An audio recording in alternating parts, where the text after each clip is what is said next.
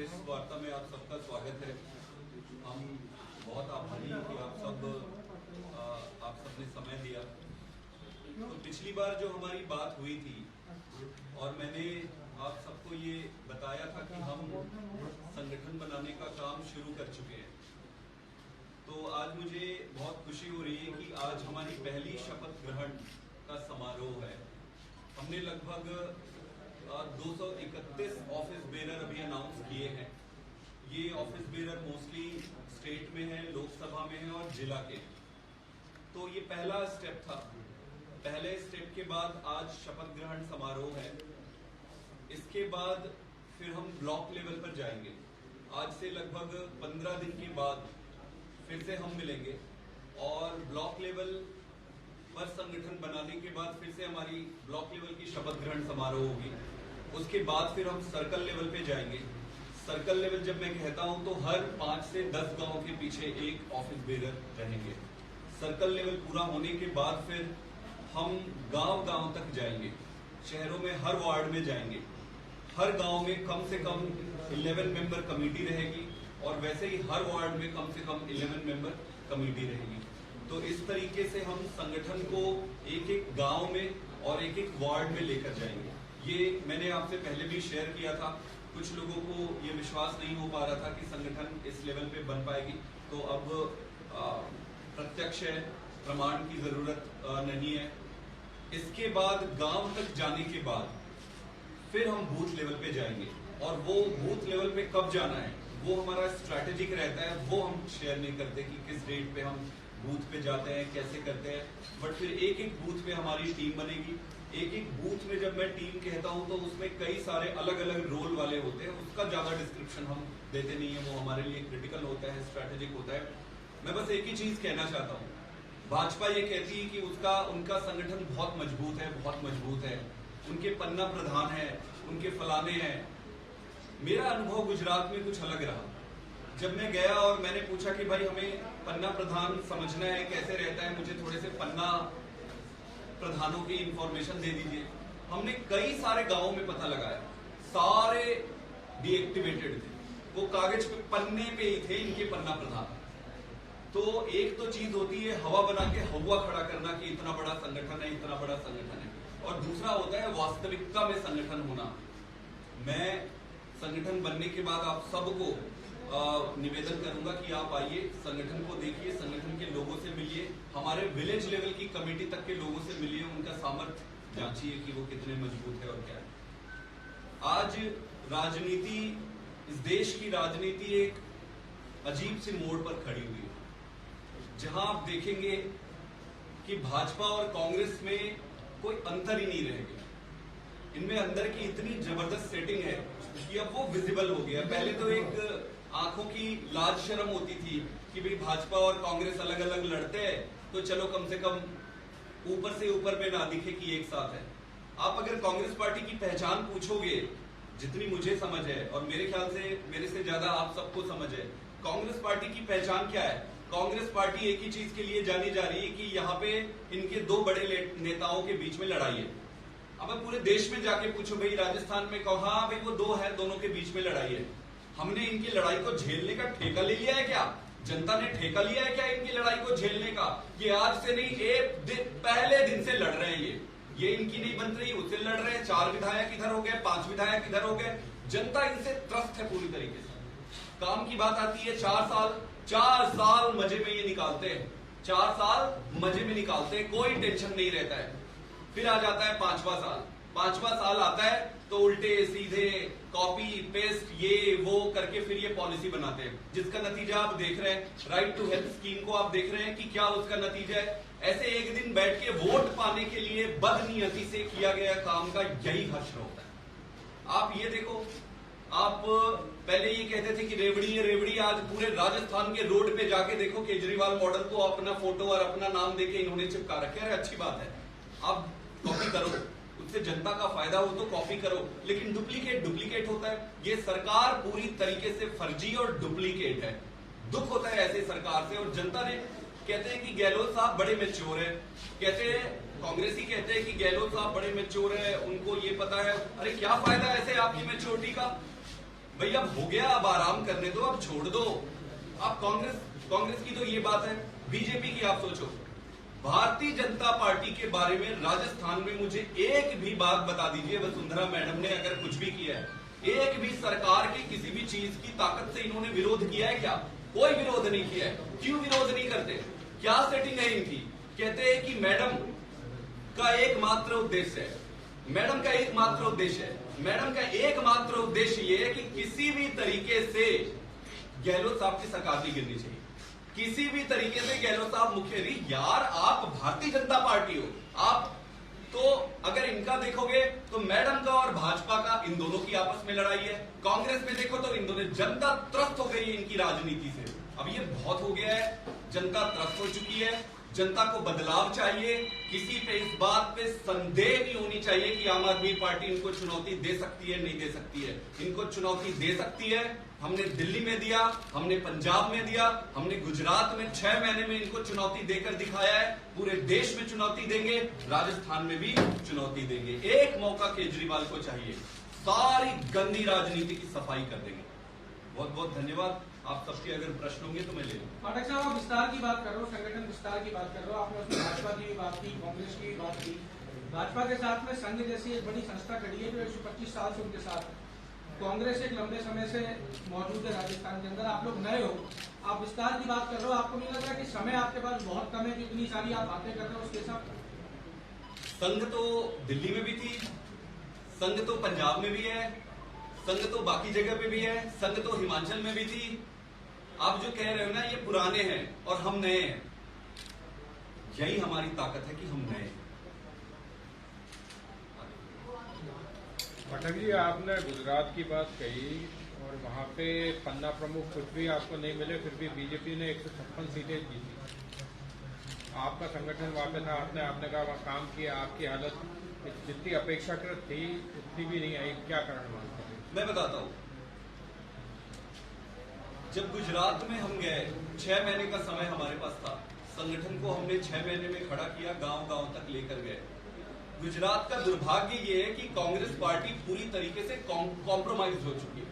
Congress party चुनाव ही नहीं लड़ती है, सिर्फ एक ही पार्टी दौड़ती है वहां पे और पहला नंबर पे आती है, वो है भाजपा। भाजपा ने जिस तरीके से पूरे प्रशासन को, शासन को पूरी तरह जिस तरीके से गिरफ्त बनाया है, ये अद्भुत है। हमें लगता था, पहले कहते थे कि दूसरे राज्यों में राजनीति और चुनाव बड़े गंदे होते हैं और गुजरात के बारे में ऐसी पिक्चर दिखाई गई थी कि ये यहाँ पे ऐसा हो। लेकिन भारतीय जनता पार्टी ने जिस तरीके से प्रशासन का दुरुपयोग किया, और वो करती है, लेकिन हमें उस पर कोई दुख नहीं है। आप करो। हमने अपने सामर्थ्य से 6 महीने के अंदर 5 विधायक जीते, 41 लाख से ज्यादा वोट लिए। हमारे हिसाब से हमने बहुत अच्छा काम किया है और पिक्चर अभी बाकी है गुजरात का, फिर जाएंगे वहां पे, काम अधूरा है, वो पूरा करेंगे। उस प्रदेश में 14 दिन से निजी चिकित्सक डॉक्टर हड़ताल पर हैं, आम आदमी पार्टी का क्या स्टैंड है? देखिए, एक शब्द इन्होंने फ्लोट किया, बड़ा इंटरेस्टिंग है, राइट टू हेल्थ, है ना। आम आदमी पार्टी के मूलभूत मुद्दे में यही है कि स्कूल और अस्पताल। जब हम कहते हैं कि मुफ्त में अस्पताल की सुविधा देंगे, इसका मतलब क्या है? इसका मतलब क्या है? इसका मतलब यही है कि right to health to everyone without discrimination and quality health. ऐसा नहीं कि इधर उधर वाला, क्वालिटी हेल्थ। हमारा मूलभूत आधार ही शिक्षा और स्वास्थ्य पर है। तो अगर आपको राइट टू हेल्थ प्रोवाइड करना है तो आपको अच्छे अस्पताल बनाने पड़ेंगे, बहुत सारे अस्पताल बनाने पड़ेंगे, सब तरफ अस्पताल बने। जब हम कहते हैं मोहल्ला क्लिनिक बनाएं, तो कई लोगों को लगता है यार ये क्या बार बार छोटी सी बात करें, लेकिन वो छोटी बात ही पूरी व्यवस्था को बदलती है। तो मोहल्ला क्लिनिक बनता है, फिर पॉली क्लिनिक बनता है, फिर उसके बाद मल्टी स्पेशलिटी हॉस्पिटल बनते हैं। हॉस्पिटल्स की ये पूरे वेब एक साथ व्यवस्था मिलकर राइट टू हेल्थ प्रोवाइड करती है। आज यहाँ पे क्या हुआ? चुनाव का समय आ गया, दिखावा करना है। अरविंद केजरीवाल के मॉडल को कॉपी कागज में करना आसान है, उसको इंप्लीमेंट करने में समय लगता है और नियत लगती है। जिस तरीके से इन्होंने हाफ कुक्ड एक राइट टू हेल्थ तैयार किया गया है, वो किसको एक्सेप्टेबल होगा? और वो इंप्लीमेंटेबल भी नहीं है। आपकी जिम्मेदारी नहीं है इलाज कराना, बाकियों की जिम्मेदारी है। भाई जिम्मेदारी तो सरकार की होनी चाहिए। आप व्यवस्था ऐसा बनाओ, आप जिम्मेदारी उठाओ। हमें तो हेल्थ चाहिए, राइट टू हेल्थ चाहिए। व्यवस्था आप ठीक करो, ठीक से बनाओ। और जितने ये प्रोटेस्ट कर रहे हैं वो भी देश की जनता है। आप अपनी जिम्मेदारी उनके कंधे छोड़ के आराम से नहीं बैठ सकते चुनाव जीतने के लिए हमने ये कर दिया, हमने ये कर दिया। अब ये सब फर्जीवाड़ा चलेगा नहीं। उनके सारे इश्यूज आप एड्रेस करो और जनता को राइट टू हेल्थ प्रोवाइड करो। स्कूल बनाओ, अस्पताल बनाओ, और कागज में नहीं, ये होर्डिंग पोस्टर में नहीं, असली में अस्पताल बनाओ। हमसे जो मदद पड़ेगी, हम जो कर सकेंगे हम हेल्प करेंगे, सपोर्ट करेंगे। आप अस्पताल बनाओ। मेरे संगठन को कैसे जोड़ के रखेंगे आप? आम आदमी पार्टी आगे आगामी रूपरेखा को लेकर क्या विजन रहेगा आपका आम आदमी पार्टी का? राजस्थान में चुनाव आने वाला है तो क्या विजन रहेगा, और महिलाओं को कितनी सीटों पर आने वाली, कुछ ऐसा क्या रूपरेखा रहेगी? देखिए, अगर आप, मेरी समझ आप सबसे कम होगी, मैं भी राजनीति सीख ही रहा हूं, लेकिन मैं बहुत जज्बाती हूं। और मेरे जज्बात का आधार क्या है? हमारे जज्बात का आधार है कि इस देश को नंबर 1 बनाना है। विदेशों, दूसरे जैसे इंग्लैंड अमेरिका में जाके देखते हैं तो कैसा इनका देश ऐसा चमकते रहता है। तो अंतर क्या है? हमारे देश में तो खनिज पदार्थ, संपदा, बुद्धिमान हमारे लोगों के लोग बड़े बड़ी कंपनी में जाके अंतर सिर्फ एक ही है, उनके यहाँ राजनीति अच्छी है, हमारे यहाँ राजनीति गंदी है। तो हमारा पहला विजन जो आधार है हर चीज का, हम एक ईमानदार राजनीति देना चाहते हैं। ये हमारा विजन है। जब आप ईमानदार राजनीति दोगे ना तो बाकी सारी चीजें बाई प्रोडक्ट है, बाकी सारी चीजें उसके इर्द गिर्द बनती है। आप अगर अच्छे नियत वाले लोगों को चुन के लेके आ गए तो सारी चीजें अच्छी होंगी। तो आधार, मूल ईमानदार राजनीति। और रहा सवाल टिकट का, आपने कहा तो वो समय आने पे निर्धारित करेंगे। टिकट सर्वे से देते हैं, जो जीतने योग्य व्यक्ति रहते हैं उनको देते हैं। साहब, राहुल गांधी के मुद्दे पे भी कुछ बात करेंगे कि केजरीवाल जी को समर्थन कर रहे हैं, आप क्या कांग्रेस का विरोध कर रहे हैं? देखो, केजरीवाल जी राहुल गांधी का समर्थन नहीं कर रहे हैं। आपको समझना पड़ेगा राजनीति को। केजरीवाल जी राहुल गांधी का समर्थन नहीं कर रहे हैं। केजरीवाल जी एक मुद्दे का समर्थन कर रहे हैं। इस देश में जो एक राजनीति चल रही है विच हंट की, और एक राजनीति होती है ना साहसों की। आप आमने सामने चुनाव लड़ते हो, हारते हो, जीतते हो, और एक राजनीति होती है कायरता की। जब आप जीत नहीं सकते, जब आप जीतने के मूड में नहीं हो, या आपको लगता है कि यार लड़ने की भी क्या जरूरत है, लड़ने के पहले विरोधियों को खत्म कर दो, जेल में भर दो उनको, खत्म कर दो उनकी राजनीति। तो ये गंदी राजनीति जो चल रही है ना, वो देश के लिए ठीक नहीं है। भाजपा कहती है कि हम इतनी बड़ी पार्टी है, इतनी बड़ी पार्टी है। प्रधानमंत्री जी तो जीतते हैं हर चुनाव, इतना क्या हो गया? आप तो जीत रहे हो, आप तो क्या प्रॉब्लम है? आप तो जीत रहे हो, जनता आपको अगर वोट दे रही है, आप इतनी जगह जीते हो, इस लेवल पे आके करने की क्या जरूरत है? देखो, देश में प्रजातंत्र को बनाने में सालों साल लगते हैं, बहुत कुर्बानियां जाती है। बहुत कुर्बानियां जाने के बाद, तपस्या के बाद एक देश में प्रजातंत्र खड़ा होता है। उसको इस तरीके से खत्म करना मेरे समझ के हिसाब से ठीक नहीं है। हम मुद्दे के साथ खड़े हैं। ये जो व्यवस्थाएं, ये जो ऑर्गेनाइजेशन है, इनका मिसयूज बंद होना चाहिए। आप चुनाव लड़ो, आप चुनाव जीतो, आपको बधाई हो, लेकिन प्रजातंत्र को खत्म करने की कोशिश नहीं होनी चाहिए। फिर संगठन में जोड़ के कैसे रखेंगे? आपका उत्तराखंड में भी आपने मेहनत की, संगठन बनाया, चुनाव होने के बाद अध्यक्ष समेत पूरी पार्टी बीजेपी में चले गई। सूरत के अंदर आपका कैंडिडेट था, उसने लास्ट मोमेंट पे विड्रॉ कर लिया कैंडिडेचर अपना, बीजेपी के सामने वॉकआउट दे दिया। या सूरत में आप जीत सकते थे, तो कैसे आप लोगों को तैयार अपने साथ जोड़ के रखेंगे? आपके तो चुनाव के बाद लोग बात छोड़ के भाग जाते। मैं बताता हूँ, सूरत का एग्जाम्पल आपने अच्छा किया, ले लिया। यहाँ पे हमने 7 सह प्रभारी भी लगाए हैं, जो मैंने पहले मेंशन नहीं किया। हमारे साथ बैठे हुए हैं नरेश यादव जी हैं, लावल जी हैं हमारे, और शिवचरण गोयल जी को आप लोग जानते हैं। बाकी के 3 आज पहुंच नहीं पाए। जो 2 सह प्रभारी है वो गुजरात से हैं हमारे, काफी फायर है उनमें। हमारे सारे एमएलए को ये बार बार परस्यू करने की कोशिश कर रहे हैं, बार परस्यू कर रहे हैं, फोर्स कर रहे हैं। चुनाव के दौरान मैं आपको एक इंटरेस्टिंग चीज बताता हूँ। जब मैं पंजाब जीतने के बाद वहां पे गया अपनी टीम के साथ, तो मुझे लगा कि हम सब कुछ सीख गए, हमें सब कुछ आता है चुनाव जिताना। लेकिन जब गुजरात की राजनीति में एंटर हुए तो चुनाव के समय, नॉमिनेशन के समय जो गंदी राजनीति इन्होंने की, इतना गंदा माहौल हो गया। ऐसे माथे पे रख के, डरा के, धमका के कितने लोगों को इन्होंने, 1-2 तो उन्होंने विड्रॉ कर लिया। इतना जबरदस्त दबाव था उनके ऊपर, उनके परिवार के ऊपर। मैंने कुछ दिन बाद बात की और उनको बोला कि कोई बात नहीं, आपने कोई गलती नहीं की है। पहले तो परिवार बचाना जरूरी है। आपके परिवार जरूरी है, कोई प्रॉब्लम नहीं है। उनसे मैंने बात की तो उनको डरा धमका के लिया गया। उसके अलावा कितने सारे लोगों को इन्होंने बैठाने की कोशिश की। तो गुजरात का एग्जाम्पल तो छोड़ देते हैं, वो अलग लेवल पे है।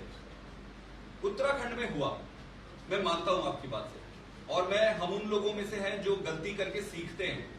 हमने उस एपिसोड से सीखा है और हम सीख के आगे बढ़ रहे हैं। हम ये नहीं कहते कि हम सर्वज्ञ हैं, सर्वज्ञानी है, बड़े साधारण ऑर्डिनरी से लोग हैं, राजनीति से कोई सरोकार नहीं था, अच्छे नियत और अच्छे से काम करते हैं। अगर कुछ ऐसी परिस्थिति आती है तो उसको सीखते हैं। उत्तराखंड में वापस तैयार करेंगे संगठन, और जो हुआ वो अच्छा नहीं हुआ। लेकिन सवाल एक प्रधान का नहीं है, प्रेसिडेंट का नहीं है। जाने दो प्रेसिडेंट को, जाने दो उस प्रेसिडेंट को। मेन मुद्दा है वॉलंटियर्स का सारा वॉलंटियर इकट्ठा एकजुट है। नया प्रेसिडेंट बनाएंगे, आगे बढ़ेंगे, चुनाव जीतेंगे, जनता तय करेगी जीतना है हार। आपने कहा गुजरात के अंदर कनपट्टी पे रख के कैंडिडेट वापस करवाया गया, तो उस टाइम आपने ये मुद्दा उठाया नहीं, ये तो बड़ा इशू था तब। आप बताओ, हमने तो मुद्दा उठाया था। हम पुलिस कंप्लेन भी किए थे, हर तरीके से कोशिश किए। लेकिन जैसे कि मैंने कहा कि गुजरात तो बहुत अच्छा स्टेट है, सारे लोग सीधे साधे भोले भाले लोग हैं, पर जिस तरीके से भारतीय जनता पार्टी ने वहां पे अपना कब्जा किया हुआ है। आप मुझे ये बताओ, 6 महीने के अंदर एक पार्टी जो पहले बिल्कुल साधारण सी पार्टी थी, वहां पे 41 लाख लोगों ने वोट दिया। ये कोई छोटी बात नहीं है। जहां से आपके 2 बड़े लीडर आते हैं इस देश के, जो आपको पता ही है, उस राज्य से 41 लाख लोगों ने अगर वोट दिया है तो बदलाव की हवा वहां बह रही है, और आने वाले समय में और भी बदलाव है।